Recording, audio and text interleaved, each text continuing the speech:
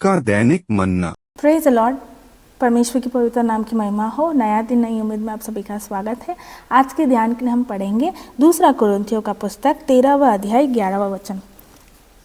अंत हे भाइयों, आनंदित रहो, सिद्ध बनते जाओ, ढाढ़स रखो, एक ही मन रखो, मेल से रहो और प्रेम और शांति का दाता परमेश्वर तुम्हारे साथ होगा।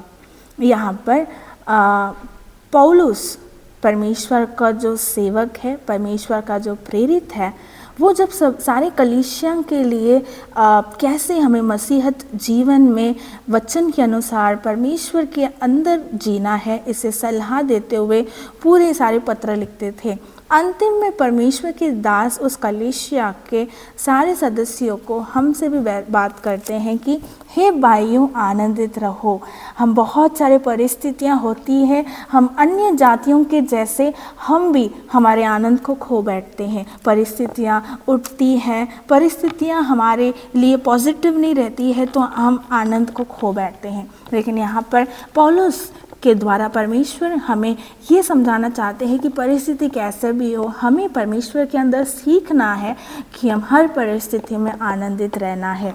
दूसरा है सिद्ध बनते जाओ। जैसे हम परमेश्वर के वचन में ध्यान मनन करेंगे, प्रार्थना में परमेश्वर के साथ के रास्ते में हम और नज़दीक जाते जाएंगे, हम सिद्ध बनते जाएंगे। परमेश्वर का वचन कहता है जो अंत तक स्थिर रहेगा वो उद्धार पाएगा। तो आप उद्धार पाए, हम उद्धार पाए हैं। एक एक दिन आपको देखना है कि आप परिवर्तन होते जाते हो और सिद्धता की ओर आपका कदम है।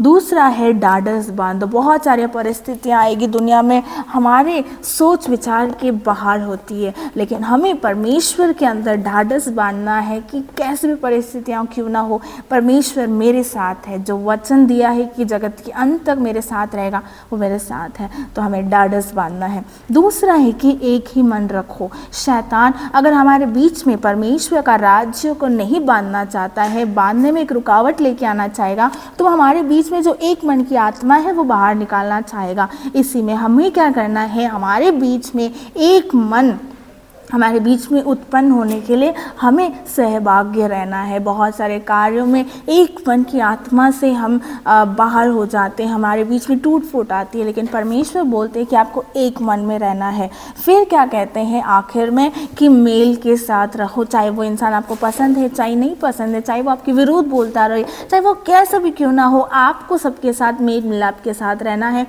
शांति के साथ रहना है। अगर ये सब कुछ आप करोगे तो आखिर में परमेश्वर का दास कहता है कि प्रेम और शांति का दाता हमारे परमेश्वर यीशु मसीह हमारे साथ है, हमारे साथ होगा, अंत तक होगा। तो इसी दौरान हमारे जीवन की यात्रा में पहला हमें आनंदित रहना है, दूसरा हमें सिद्ध बनते जाना है, तीसरा हमें ढाढ़स बांधना है, चौथा एक ही मन के साथ रहना है, पांचवा हमें सबके साथ मेल मिलाप के साथ रहना है। अगर ऐसे रहेंगे तो शांति और प्रेम का दाता परमेश्वर हमारे साथ रहकर हमारी इस जीवन की यात्रा में हमें सफलता देगा। हम प्रार्थना करेंगे। स्वर्गीय पिता, इस सुंदर समय के लिए हम धन्यवाद करते हैं। हमारे जीवन में जीने का तरीका आपके वचन के द्वारा आज हमने सीखा, इसलिए हम आपको धन्यवाद करते हैं। इस वचन के अनुसार हम परमेश्वर आनंदित रहकर, ढाढ़स बांधकर, एक मन होकर, मेल मिलाप के साथ होकर सिद्ध बनते जाने के लिए आप अनुग्रह दीजिए। आप शांति दाता, प्रेम दाता हमारे दिल में बने रहने के लिए हम प्रार्थना करते हैं। उद्धारकर्ता यीशु के मसीह के नाम से प्रार्थना सुन और कबूल कर हमारे स्वर्गीय पिता, आमीन।